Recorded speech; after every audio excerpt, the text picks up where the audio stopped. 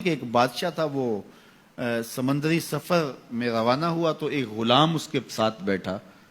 تو جب وہ کشتی ڈولتی تھی، ہچکولے کھاتی تھی تو وہ چیخے مارتا تھا، تو کشتی والوں کا سکون برباد ہو گیا. ایک دانا شخص تھا، اس نے کہا بادشاہ اگر آپ اجازت دیں تو میں اس کو چپ کرواؤں. اس نے کہا یہ تو کمال مہربانی ہوگی. تو اس نے دو نوجوانوں کو کہا کہ اس کو ذرا ہاتھوں سے پاؤں سے پکڑ کر کے پانی میں غوطے دو.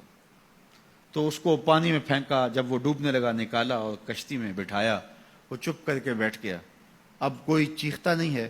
تو بادشاہ نے کہا کہ اے دانا شخص، مجھے سمجھ نہیں آئی کہ یہ شخص کو آپ نے کیسے چپ کروا دیا. کہا بادشاہ دریا میں غرق ہونے کی تکلیف کو نہیں جانتا تھا، اس لیے کشتی کی سلامتی کی قدر نہیں تھی اس کو. اب اس نے وہ غرق ہونے کی تکلیف دیکھ لی، اب کشتی کی سلامتی کی اس کو قدر ہو گئی ہے. تو اللہ نے جو ہمیں عطا کیا ہے، آپ دیکھیں کہ اس سے نیچے کتنے لوگ بستے ہیں. جب آپ نیچے فرشت دیکھیں گے جو بیچارے نانے شبینہ کو ترستے ہیں. اگر مجھے تھوڑی سی تکلیف ہے اور میں جو ہے وہ اس تکلیف میں ناشکری کرنے بیٹھ جاتا ہوں، تو میاں وہ لوگ بھی ہیں جو بیچارے اپنی مرضی سے اپنا ہاتھ بھی نہیں اٹھا سکتے ہیں، جن کی عیدیں بھی جو ہیں وہ ہاسپٹل کے اندر گزرتی ہیں. وہ کئی سالوں کے اندر وہاں اذیت میں مبتلا ہیں. جب آپ دیکھیں گے تو کہیں گے مالک میں جس حال میں ہوں اس پہ تیرا شکر ہے. شیخ سعدی فرماتے ہیں میں دمشق کی جامع مسجد میں نماز جمعہ کے بعد نکل رہا تھا تو میرے کسی نے جوتے اٹھا لیے. تو یہ شروع سے ہوتا آیا ہے. تو کہتے ہیں کہ میں ننگے پاؤں جا رہا تھا اور میری حالت یہ تھی کہ میں جوتا خریدنے کی استطاعت بھی نہیں رکھتا تھا. تو میں دل میں شکوہ کنا تھا کہ اتنا بڑا لوگ تجھے امام سمجھتے ہیں اور تیری یہ مالی پوزیشن کہ جوتے بھی نہیں خرید سکتا. تو آگے میں نے دیکھا ایک شخص تھا جس کے پاؤں ہی نہیں تھے اور وہ رینگتا ہوا آ رہا تھا. میں فوراً سجدہ ریز ہو گیا، مالک شکر ہے تو نے پاؤں تو عطا کیے، جوتے آج نہیں تو کل نصیب ہو جائیں گے. تو جو میسر ہے اس کی قدر سیکھو، جو میسر نہیں ہے اس کی جلن میں اپنے آپ کو جلانے کی کوشش نہ کرو، تو زندگی سوکھی ہو جائے گی. یہ ضابطہ میرے حضور نے دیا.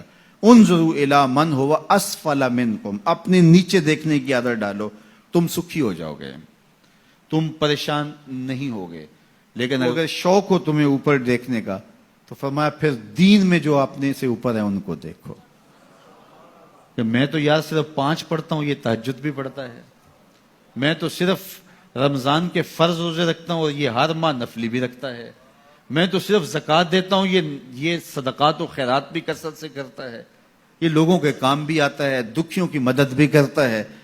تو پھر ان کو دیکھو گے تو پھر تمہارے عمل میں قوت پیدا ہوگی.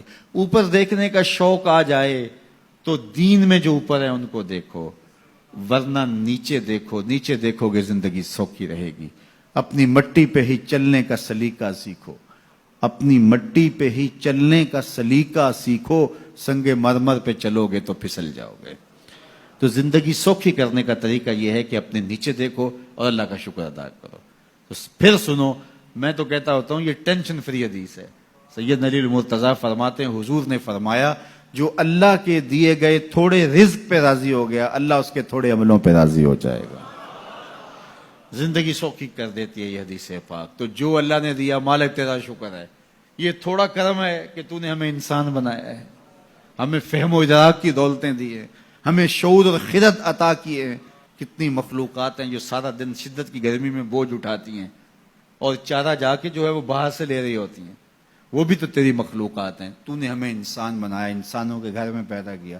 اور میں اور آپ تو اس کا شکر ادا نہیں کر سکتے کہ ہمیں اللہ نے محمد عربی کا غلام بنایا ہے، حضور کا امتی بنایا ہے. میری خوش قسمتی میں تیرا امتی. یہ میرا مقدر ہے، یہ آپ کا مقدر ہے. جس کے لیے نبی آرزویں کرتے رہے، تمنائیں کرتے رہے، لوگ راہیں تکتے رہے، منتظر رہے، صدیوں انتظار کرتے رہے، لیکن ہم نے کوئی انتظار نہیں کیا. آنکھ کھولی، ہمارے والد صاحب مسجد سے مولوی صاحب کو بلا لائے. انہوں نے کان میں آ کے اذان دیتے ہوئے کہا مبارک ہو، تو حضور کا غلام بن کے آیا. شاہوں سے ملا ہے نہ تونگر سے ملا ہے، اللہ کا عرفان اسی در سے ملا ہے. اوروں کو ملا ہے تو مقدر سے ملا ہے، مجھ کو تو مقدر بھی تیرے در سے ملا ہے. یہ میری اور آپ کی خوش بختی. تو جتنا بھی شکر ادا کرے تھوڑا، تو لوگوں کے کام آئیں، لوگوں کے لیے جو ہے وہ خیر کی چابی بنے اور شر کا تالا بنے.